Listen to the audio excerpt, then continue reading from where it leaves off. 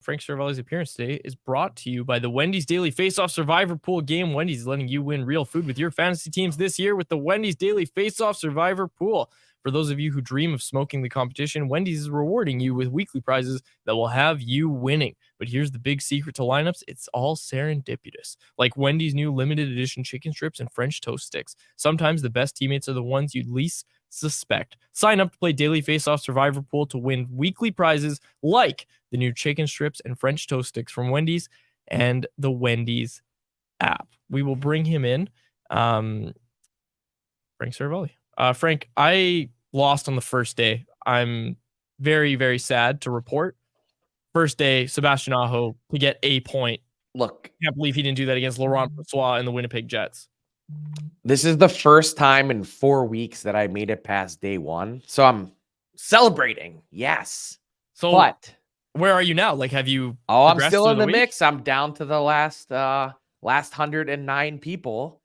I'm this close. I can almost taste that delicious free food from Wendy's. We're only halfway there though. So I need a Colorado Avalanche win tonight over the Winnipeg Jets to get to day 4 for the first time ever in the pool. What did you pick on Monday? What was your pick? I forget. I have no idea. I bet it wasn't Sebastian Aho to get a point, which I gleefully told everybody to pick, and I cannot believe it didn't hit. Hopefully, you betting against the Jets tonight works out in your favor. I had Pettersson one night to get an assist, and it was like, come on, man, really? You can't get one assist? Oh, we've talked a lot about Elias Pettersson. Actually, let's start there, Frank. What do you make of Elias Pettersson's recent struggles? Like, we've been talking about it quite a bit on this show lately. Last night in the game, they looked to him when JT Miller wasn't able to be in that shutdown role, and Pettersson arguably did worse. So they went back to Miller, and Miller cleaned things up. But what do you make of Elias Pettersson's game right now? I mean, struggles are relative, right? To the mere mortals in the rest of the league, right? I mean, I understand what you're saying. He's still finding a way to impact the game at times in a positive way. It's not the same burst that he had for the first chunk of the season. To be fair, I think that was largely unsustainable. But, I mean, we're still talking about a guy that has 4 points in his last 2 games, right? Yep. So I would say it doesn't even really, like, if you take a step back outside of the Vancouver bubble, it doesn't register a ripple with me or probably many others. So would you then say that this is more about the Canucks not having a good enough team around him? Because he's not playing a matchup role at 5-on-5. Like, he isn't winning his matchups at 5-on-5. And that's the concerning thing for Canucks fans. Yeah, he's still putting up points, but look, we all think he's banged up. There's that too. But he said he's healthy and all this stuff. And I don't know, there's a lot of concern in the market right now. But when you take the step back, is that more than about the Canucks roster construction around him? Yeah, I mean, it would help if there was additional support somewhere else in the lineup that could help pick up some of that slack. And I think the other part of it is this, like, I think you kind of hit on it. Like, that seems to be a very Vancouver type thing to complain about. I'm not saying you're wrong, or I'm not saying it's wrong to highlight that idea and aspect of his game, that part of it is being lost. And to be honest, I was on a red eye last night. I didn't see the game. But for me, there's not a huge level of concern for me at all. Like, if we're talking on a 1 to 100 scale, I'm at like a 6 out of 100. Frank, looking at the rest of the Pacific Division, the Oilers have won 4 straight, 7 of the last 10. Are they back? I think they're back. I mean, this layoff kind of came at the worst time for them. I mean, yes, it'd be nice to get Connor McDavid some rest, someone that was clearly banged up. Stuart Skinner has been carrying the ball for a long time, and he needs a break at some point as well. So that part of it was maybe a little bit fortuitous. But when you're finally turning the corner on your game as a team, your power play begins to click again. McDavid and Draisaitl are doing McDavid and Draisaitl-like things again. The last thing you want is a significant layoff between games.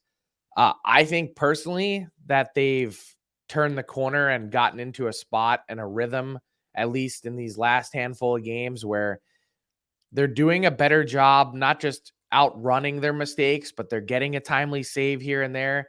It seems like someone like Darnell Nurse and the rest of the defense corps has settled in a bit under Paul Coffey, their new assistant coach.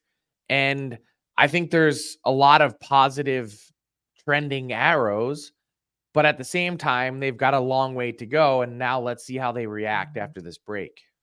Frank, what do you make of the Pacific Division as a whole? We saw LA last night just bully the Columbus Blue Jackets and absolutely steal that game back after it looked like the Blue Jackets had a bit of a comfortable 3-0 lead heading into the third period there. What do you make of the LA Kings and the Pacific Division as a whole at this point in the season? I said before the season started that I think it's the best division in hockey. And I think some people thought I was crazy. And if you were to tell me right now that the LA Kings are the best team in the Western Conference, I'm really not sure I could out argue you. Like, I think what they've got going right now, how complete their team has played, the contributions that they've gotten from everyone, how disciplined their approach is. And then you look in net, their biggest bet, Cam Talbot has been lights out this season for the most part, which is crazy to think about how good his numbers have been.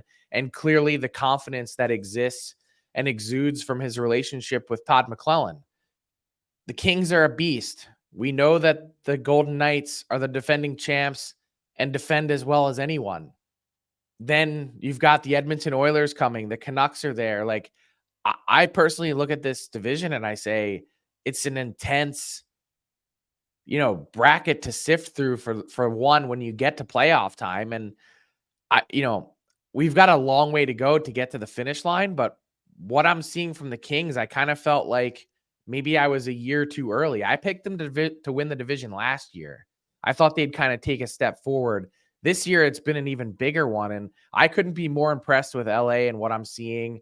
You saw the sort of, Canucks kind of got their measuring stick game last week as well in the division, left some room for improvement. But you look at the Kings and I'm going, Quentin Byfield's exploding. The depth that they have everywhere. Drew Doughty's turned back the clock. Brant Clark is in the minors. Like, I'm looking at this team and I'm going, they're well positioned for the next 10 years to be one of the top teams in the league. Frank, around the NHL, there's been reports that the league perhaps has some concerns about the sort of arena development and facilities related to the 2026 Olympics. What can you share about that? And are you legitimately concerned about how that could impact whether NHL players go or not? I think the fact that the NHL made the decision in their messaging to point it out yesterday as the Board of Governors meetings wrapped in Seattle, I know I wasn't the only one at that press conference that raised an eyebrow thinking, like, if you can just squint hard enough, you can see the path that the NHL is beginning to open if at some point they need to pull the plug for that exact reason. We know that the league isn't really fond of going to the Olympics. We know that players want to go, that fans have voiced to the league that this is something important, which is something that they've acknowledged as well. But it was so interesting to me for a tournament that it sounds far away in 2026, but when you talk about building a brand new arena in Milan, which is what they're trying to do, and they haven't yet put shovels in the ground, and it's 2024 in a few weeks, that is concerning. And, they've got to make a lot of progress there. There's no doubt about that. But I think both those things can be true at the same time, that the league is rightfully concerned about it, but also may potentially be opening up a door as a way to wiggle out of it. Those two things can both exist at the same time. Frank, another thing that came out of that Board of Governors meeting was the salary cap rising to 87.7, I think was the number that was thrown out there. Just tell us about that, the salary cap going up. Yeah, it's not really huge news because that's actually the exact formula that's prescribed in the CBA. We're at 83.5 million right now. And when the $1 billion debt that's due to be repaid from players to owners is finally repaid, which maybe right now it's real close to being paid off at some point in season. And when that happens, the CBA calls for a 5% increase the following year. So 5% on top of 83.5 is 4.2 million. 83.5 plus 4.2 million gets you to that 87.7 number. I think the real interesting question, more interesting, is do the NHL and the NHLPA negotiate a larger increase than just that? That 4.2 million bucks is sort of the minimum that you would see be added to the cap for next season. But because eventually the cap will have to be linked to revenue again and revenue projections, you could increase it even more than that. We just don't know what the NHL would want in return in order for that to happen.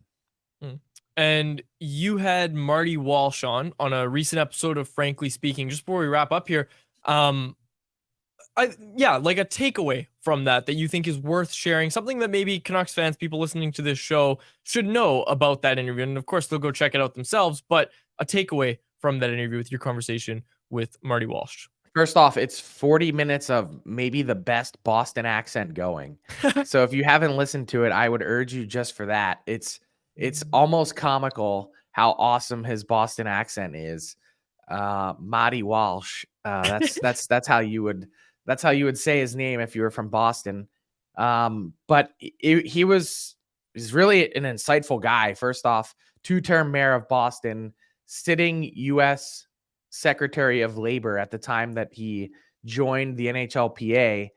And I broke the story on the day that the president was delivering the State of the Union address. And Marty Walsh was really the first person to leave Joe Biden's cabinet.